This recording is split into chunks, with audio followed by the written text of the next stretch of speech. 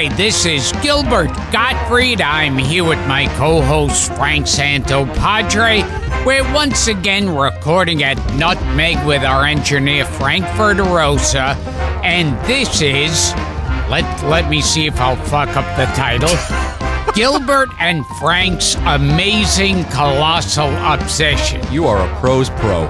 That's what you are. And who do we have here today, Mr. Godfrey? Today with us we have Patty Farmer, whose new book is Playboy Laughs. That's it. The Comedy, Comedians, and Cartoons of Playboy. Colossal Obsessions. Patty, welcome. Hi, thanks for inviting me. Of course. Now, we were talking, by the way, off the record, Patty, and it's on the mic, Patty said that she worked with the singer Julie Budd. Oh, she interviewed Julie Budd for the book, and Julie Budd worked with 1 million comics. And what did Julie Budd say about comedians? Julie Budd said you're all very peculiar. How do you respond, Gilbert? Oh, I'm totally normal. How can you respond? That's exactly, and she made that face, they're all very peculiar. She says they're not a laugh a minute off stage. Oh, that's so untrue in his case.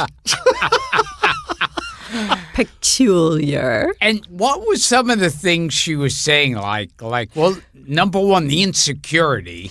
Exactly. She talked about Charlie Callis and opening for him and then looking at him over breakfast. And, he was like, well, is this funny? The way I eat my cereal, is that funny? Could I do something with this? And she's like, I'm 13 years old, leave me alone. I had an experience on a plane where I was sitting toward the back of the plane and the stewardess, like an Asian stewardess, came up to me and she goes, oh, she recognized me and she goes, oh, you're Gilbert Gottfried. She goes, Chari Karis is on the plane.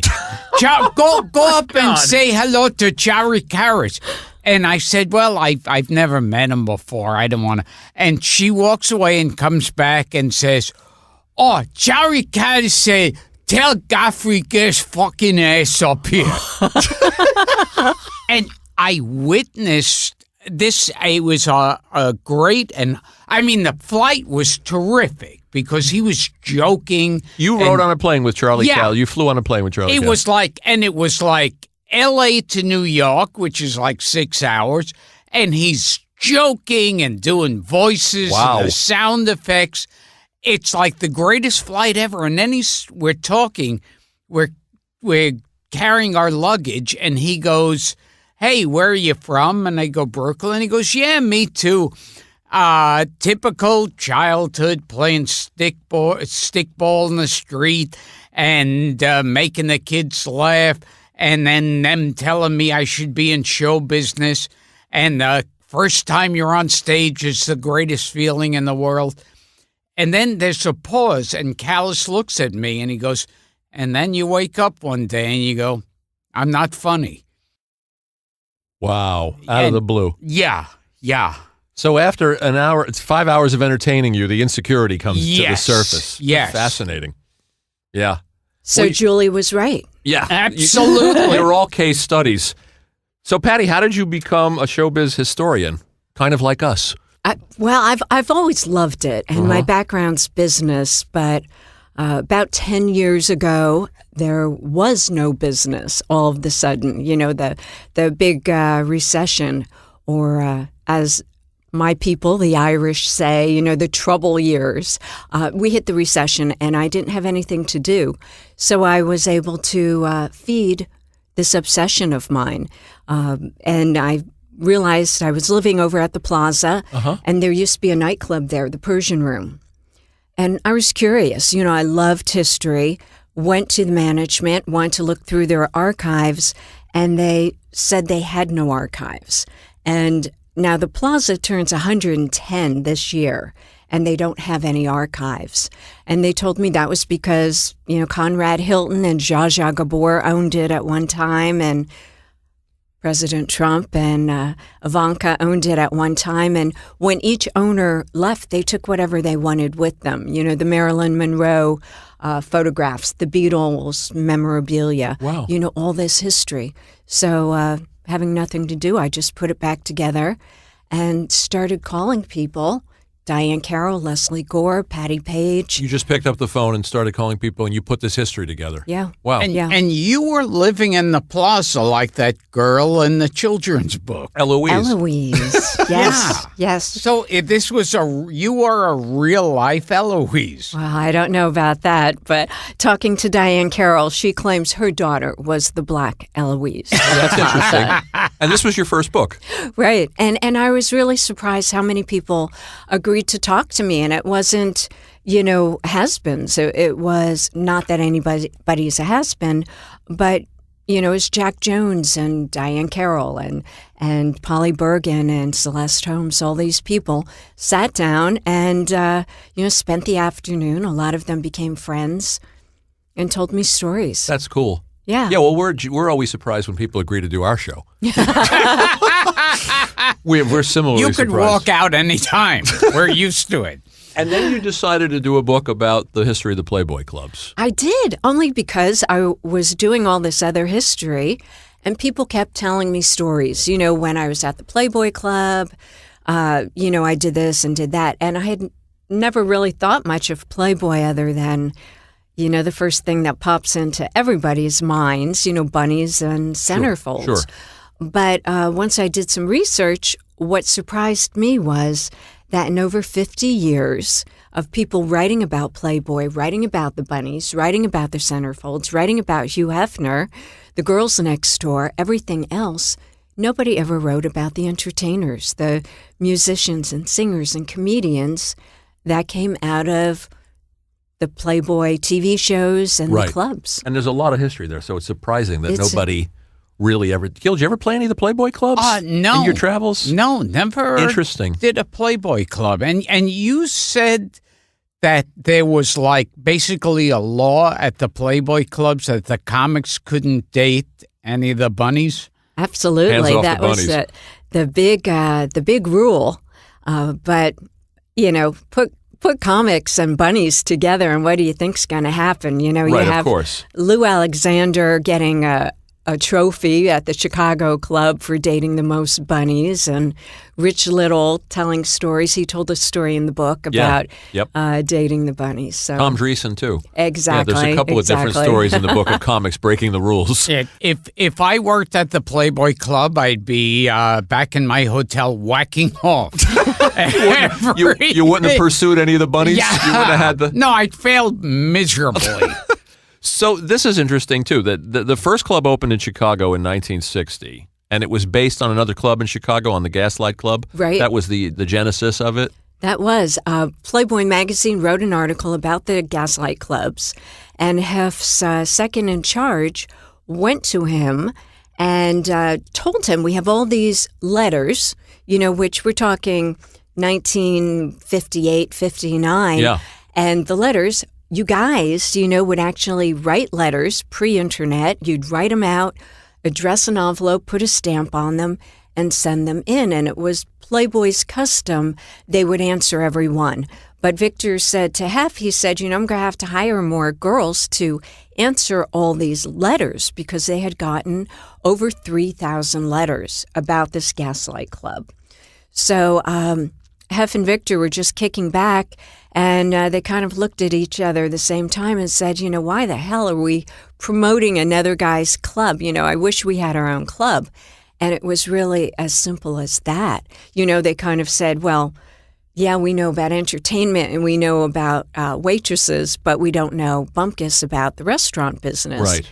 And Victor said, I know a buddy down the street who does. And so they went down to Arnie Morton's place, and all young guys in their 20s at this of the time. Morton Steakhouse fame. Right. Later on, he Right. opened the steakhouse chain. But at that time, they're in their 20s, sitting around, said, let's do it. They each threw in $10,000, and they started the Playboy Club. Imagine that, Gil. And have you ever posed for Playboy? And why would you ask that?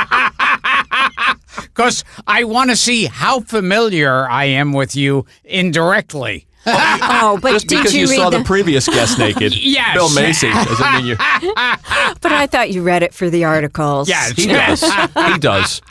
And there was the rabbit-headed, the metal key became a status symbol. It really did. Yeah. And Dick Gregory, one of the early comedians Just lost him. that performed there. Unfortunately, yeah, we're losing a lot. Irwin Corey too. Irwin Corey was the first comic to play the Playboy Clubs. Yeah. I met Dick Gregory at the Hugh Hefner roast.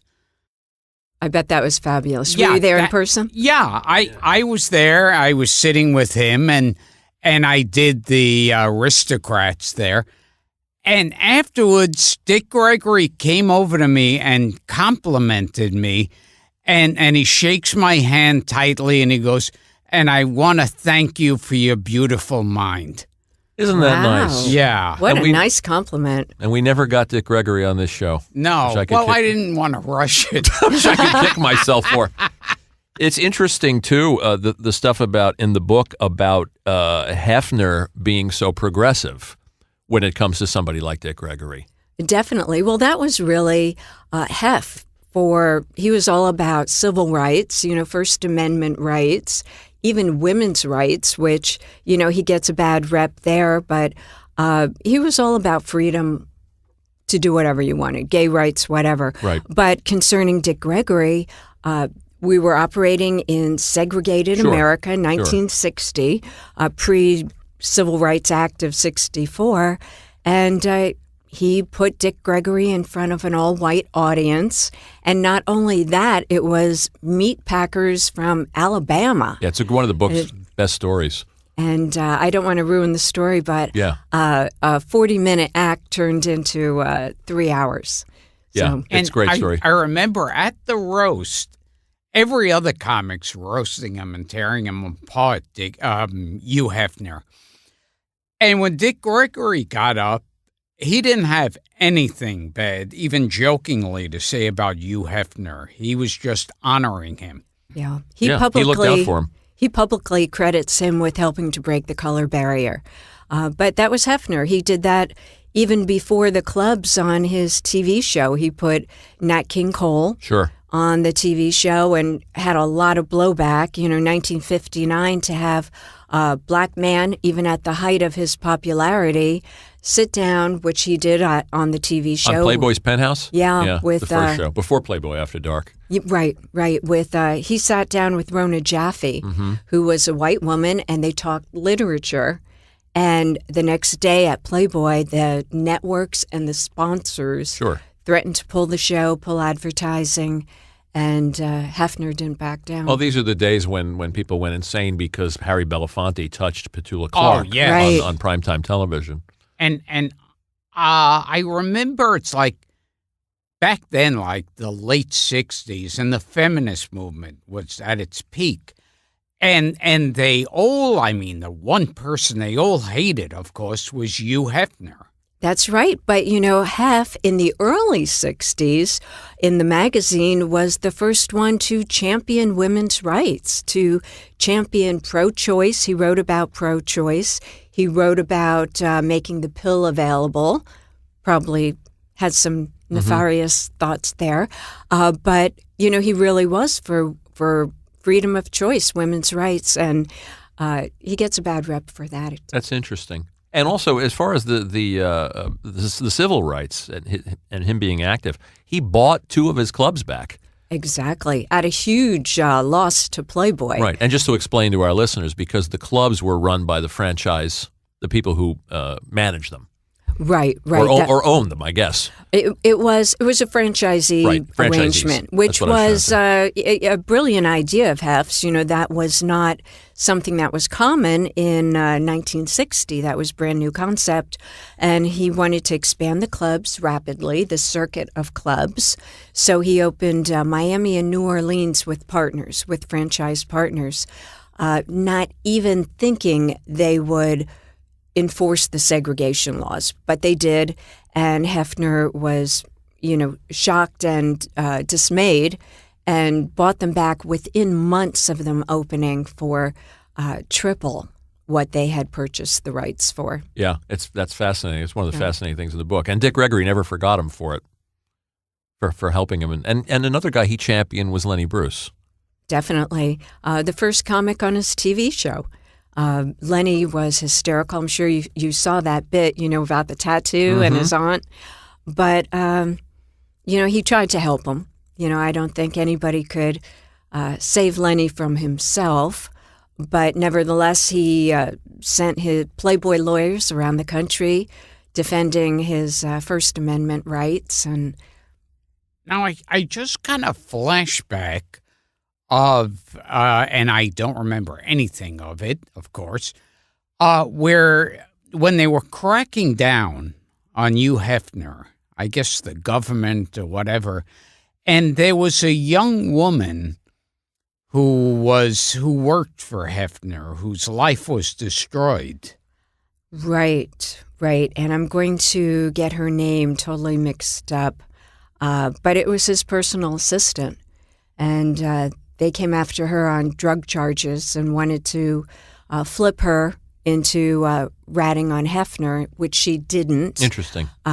Which she claimed until she committed suicide. He had no involvement with drugs. But that really destroyed Hef, and some credit it with bringing on his first heart attack. So they basically drove her to suicide. Definitely. What about the mob? He had to sit down with the mob, too, early on in the game, because the mobs were so entangled and involved with nightclubs. Definitely. And how did he handle that? Nobody really believes that Playboy could stay out of the mob world. The mob, 1960s, Chicago, New York, Miami. Of course, you're in bed with the mob. But the way Hef and Victor Lowndes tell it was that early on, when they started expanding, Hef did have a visit from certain family members, and they sat down and put forth the idea that Hef should be partners with them. And Hef, in that calm way, if you've ever spoken to him, he's just very, reduces everything just down to the simple. And he looked at them and he said, I have the eyes of the federal government, all local government, and the Catholic Church on me constantly, trying to close me down. Do you really think I'm the best partner to be involved with? And that was something they understood, and they said, you're totally right, and they left. How about that, Gil? Yeah. He managed to keep them out of keep them out of the equation. How many clubs in the heyday? There was Miami, New Orleans, New York. How many more? Atlanta.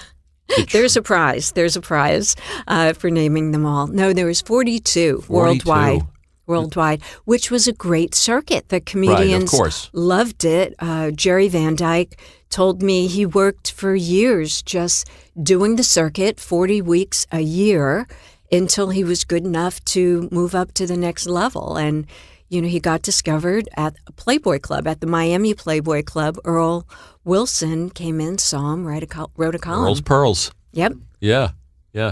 The list of comics that did the clubs is just, and I was saying some of the people we've had on this show, Shecky, Rich Little, Larry Storch, but also you'll love these names, Gil, Jackie Vernon, Jackie Gale, Shelley Berman, John Biner, who we had here, Howard Storm, and they loved the clubs. They loved working for Hefner. Definitely. There were different groups. You had the up-and-comers, and even Joan Rivers starting out, she told me, she said, I wasn't hatched out of an egg as a headliner. She said, I started at the Playboy Club as part of a trio. Did you know that she was part of a trio, Joan Rivers? I mean, I had just read that recently. Isn't that interesting? I didn't know. In my book, right? Yeah. Yes. That actually is the case.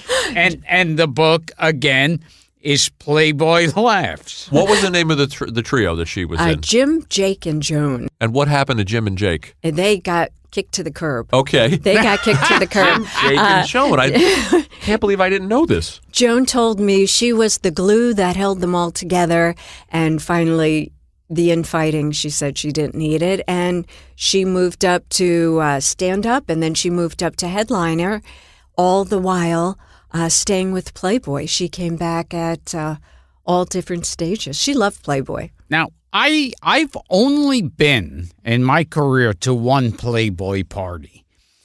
And about as far as I can explain the party, about the most wild thing was girls in body paint. And Where were you, at the mansion? Yeah. Okay. You didn't see them swimming naked You didn't go to the in grotto? the bar? Well, no, nothing. I mean, I don't remember much going on. Was James Caan Wait there? a minute. Wait a minute. No, James Caan wasn't there. Peter Really? Sellers wasn't there. Tony Curtis? Robert Culp wasn't You went there. on an Bill off day. Cosby. Bill Cosby. That makes a whole other. That's a different kind of party. description. Now, I heard at one time, like the year I went, and those years around it, stuff had quieted down at the Playboy parties. Was that during the years that Hef got married? Maybe. Might have been, Yeah. because he got married to Kimberly Conrad. Right. And those kids are actually running Playboy now. They're all grown up. But during those years, the Bunny Crossing was changed to, kids at play. I remember reading that Yeah. people would go to the mansion, they'd be disappointed to see a stroller in the corner. Yes. Or a big wheel. Now, but timing. It's bad timing. at one time, it Gilbert's timing. really was wild. Oh, definitely. Like, Definitely. what was going on at the Playboy What parties? wasn't going on? From what everybody tells me, it was the swinging 60s, and everything you thought that would be, naked girls, later on girls on roller skates. Are we talking about the and mansion now or some of the clubs? the mansion. Okay, the because mansion. there's Was that yeah. what you were asking? Yes, yeah, yes. yeah. Yeah. The mansion. And conversely, Hef kept the clubs very clean. Because you there, know. you allude to that in the book. Was there Right. was there a second floor? No, in the clubs? definitely not. Right. He kept them clean. Even like George Carlin was there, and a good friend of Hef's until he got to the 7 words you couldn't Oh say yeah, on that's TV. one of the interesting things in the book, Gil. They were encouraged to work clean. Yes, And then yes. Carlin and Richard Pryor and people like that were coloring outside the lines and they had to go. And Hefner said to Carlin, you're my best friend. I love you, but you can't work in my clubs anymore. Exactly. He said, I'll come and see you somewhere else. But, he wanted to keep the clubs clean. Right. He wanted the 3 martini lunch generation to be able to come and do their business deals and then bring their girlfriends back on Friday night, maybe their wife on Saturday night, but, have it a clean place where people just came and had fun, looked at the bunnies. They were a novelty, but... Right. and they Disneyland had to for adults. Exactly. They had to get dressed up. It was, it's already pretty common knowledge now, but Gloria Steinem became a Playboy bunny for a while. Yeah, she wrote an article about it. Yeah, she went undercover to expose the terrible conditions the bunnies lived under. But I have to tell you, I interviewed scores of bunnies, and nobody complained about it. They loved working it. They loved the money. It's interesting. It was a lot of college girls, a lot of young mothers. Oh, God, what's her name? I forget her first name, Bon Jovi, used to bring her little son to work with her. She was a young mother, and when her babysitter flaked on her, she would bring her child to work, and he'd sit in the kitchen. Grew up to be John Bon Jovi. That's interesting. I didn't his know mom was. Oh, I know the one you're talking about, and I forget her name too. Yeah, her first name. John eludes Bon me. Jovi's mom was a Playboy Yeah, bunny. in New York. Yeah, At the- a a waitress. I picture her in my head. Of Interesting. course. And a former Marine. So, a former Marine, young mother. And explain what a bunny mother was, too. A bunny mother was, you have to realize we're back in the day Right. when you could tell girls they were too old and too fat and, all the other things. So once you had a few years on you and it was deemed that you could not be a bunny anymore and you were well thought of by the management and the girls, you moved up to be the bunny mother. And more or less, she enforced the rules, made sure your stocking seams were straight and your uniform was clean, and monitored the bunnies. And Victor Lowndes' girlfriend was the one that came up with the idea of the bunnies in the first place? One of his girlfriends, yes, Okay. yes. And, she came up with the outfit. Victor Lowndes, who, as you said, was Hefner's second in command. Right, Now, right. I heard James Caan, when he got a divorce, got over his heartbreak. Yes. We Yes. can all sympathize with him. The only way he could deal with his heartbreak by living at the Playboy Mansion. Yes. And to top things off, he had his little boy with him. And I heard he would say to his little boy, he'd look out the window and say, get me that redhead by the pool. Really? Say I want to talk to her. Is that the guy that's on Hawaii Five-0 now? I think so. Scott Conn. Wow. Yeah. We need to talk to him. You got to interview him. We need to talk to him. And I heard he used to have his boy as a messenger, and the bunnies would say, "Oh, that's so cute." And then, of course, he was Sonny Corleone. I mean, my God. Yeah. There's also some great stories. What I gravitated to in the book was the stories about the comics and the heckling and the great heckling stories. I mean, and Dick Gregory was abused to the point where how did he practice before he went to the club? Well, every night before he went to the Playboy Club or any other club, while his wife was ironing his shirt, she would heckle him, but heckle him with the most vile racial slurs you could imagine. Can you imagine that, Gil? Just so that he was warmed To up. prep him. To prep Wow. Would him. scream racial slurs and indignities and things at him Yeah. while he was Oh, prepping my at home Yeah. to go to you and Dara should try that. Yeah. Dick told me. Dara does scream anti-black remarks to me. No, she So just when I'm says getting you're. ready It's to so go odd to that she would do that. She just says you're peculiar. she yells racist things at me. So eventually, the heyday starts to come to an end, and the end is near, and the last club winds up closing in 1988. Right, The right. last And American club, U.S. club. Personally, I think they went longer than they really should have. Right. They were really great to be that bridge from the nightclubs of the 50s that were waning to the comedy clubs of the 70s, that were coming up, the Improv and Sure. Comedy Club.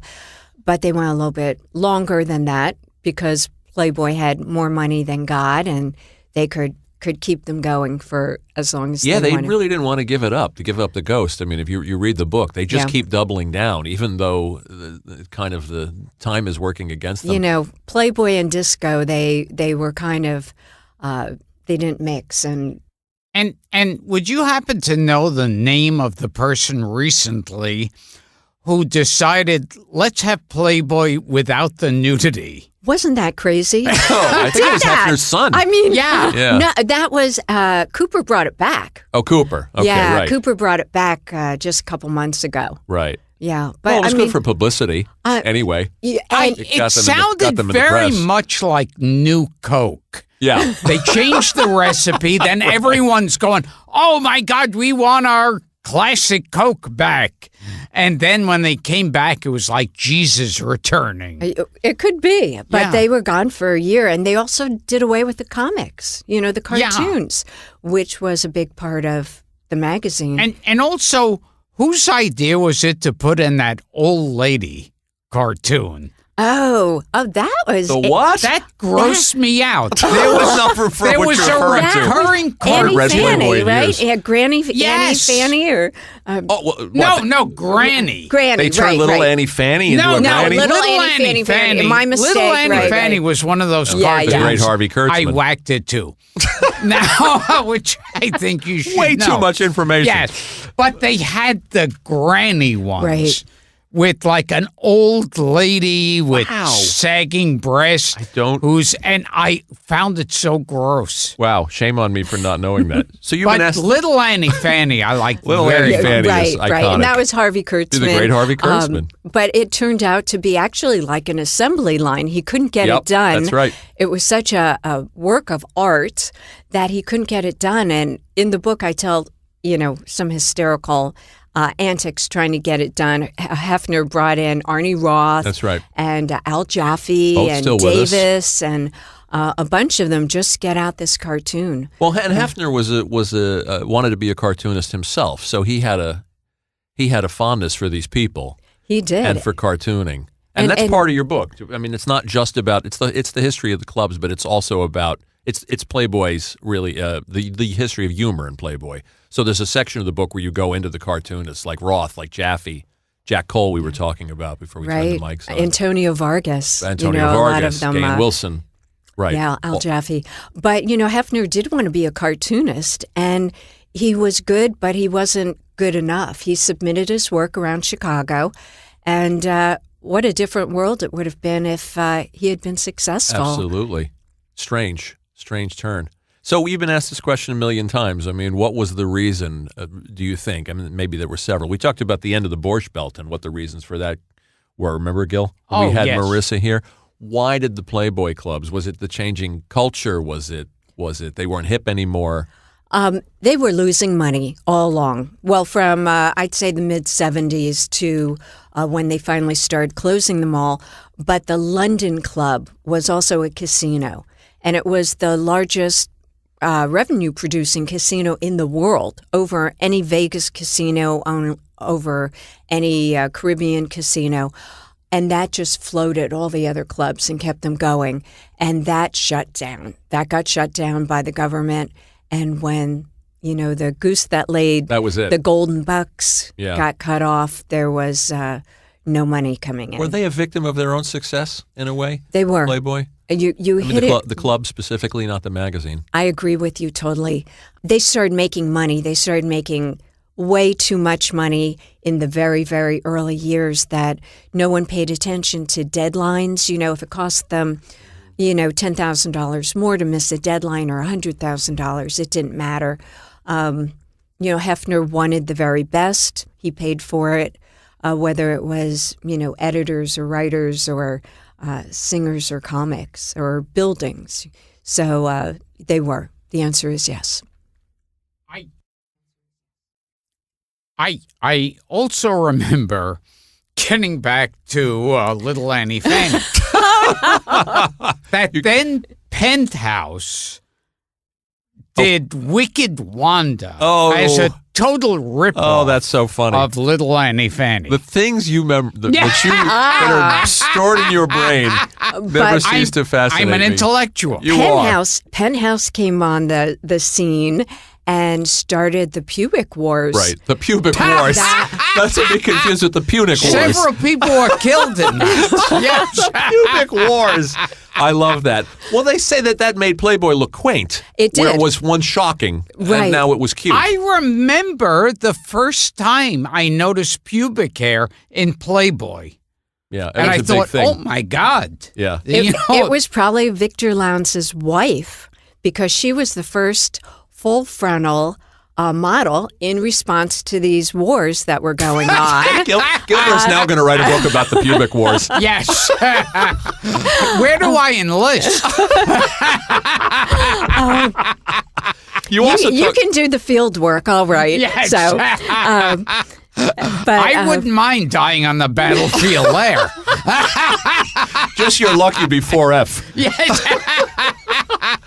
And the other thing too that you talk about in the book, and you touched on it briefly, is the television shows. Is Playboy's Penthouse and then Playboy After Dark. And wasn't Playboy originally going to be called Penthouse? it was. It had a couple different names. It was going to be Stag Party. Oh, yeah, Stag Party. And that was Right. already copyrighted. They played around with Penthouse and discarded that and came up with Playboy. and everybody kind of agreed on You that. could write a whole book, too, about Trump, about not the president, but the magazine. The magazine. Yeah, Playboy's failed attempt at a humor magazine. I love the line, it only went as far as 2 issues. Right. And Harvey Kurtzman was in charge of it, and he robbed Mad Magazine of all the great cartoonists. And when asked about the failure of Trump, Hugh Hefner said he gave Harvey an unlimited budget, and he surpassed it. Yes, he exceeded it. That's one of my favorite lines. The book goes into detail about a lot of things. There's a lot of stuff about the TV shows. The TV debut of Burns and Carlin, by the way. Oh, my Gilbert, God. which you would find interesting. And Moms Mabley singing Abraham, Martin, and John, which also happened on that show, which we talked about. I'm still looking for a copy of Moms Mabley singing Shamus of the Shul. Well, I'll see if Whoopi can hook you up. Yes. But there's so much in that book, and there's so much good stuff. I didn't know Tom Dreesen and Tim Reed were a comedy duo. Oh, yes. Did you know that, Tom yes, and Tim? I did know that, and on his show, WKRP? Yes. Yeah. Tom Venus Dreesen Flytrap. did a guest appearance. Oh, how about that? Yeah. I didn't know Joan Rivers was a trio. I didn't know Tom Dreesen was a duo. I didn't know David Brenner was the guy that told Steve Martin to cut off his hair and put on a suit. Stick with me. Stick with me. I'll teach you things you never knew. Pubic hairs and everything. There's even Pat McCormick Oh, of course. in the book.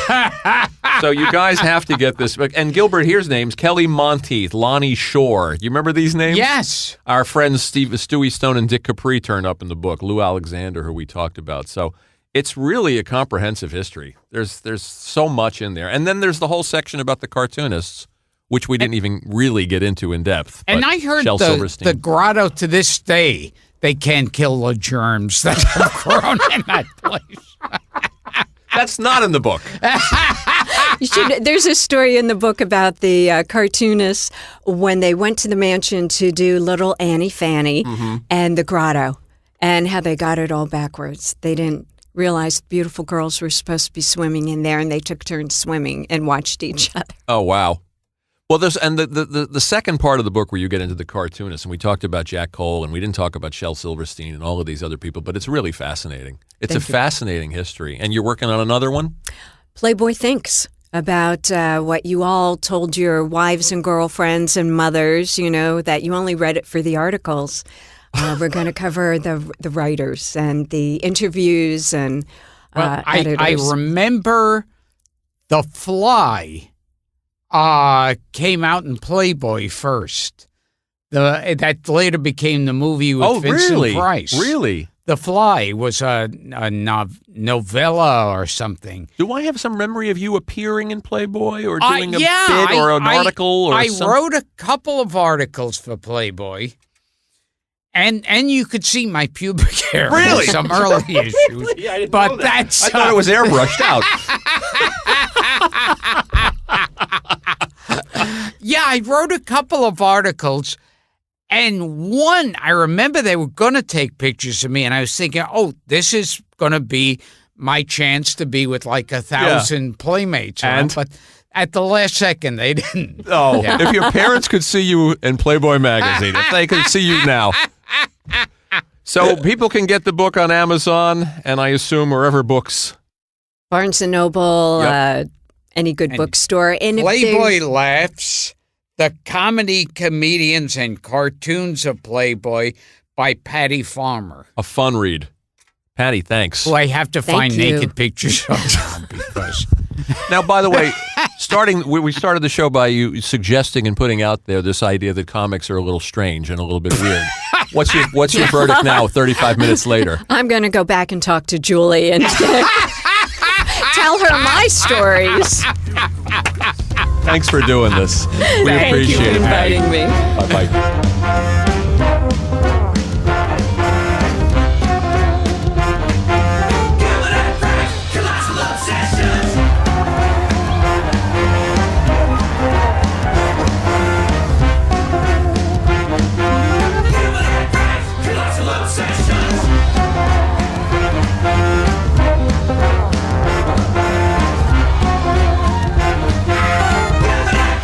Colossal Obsessions.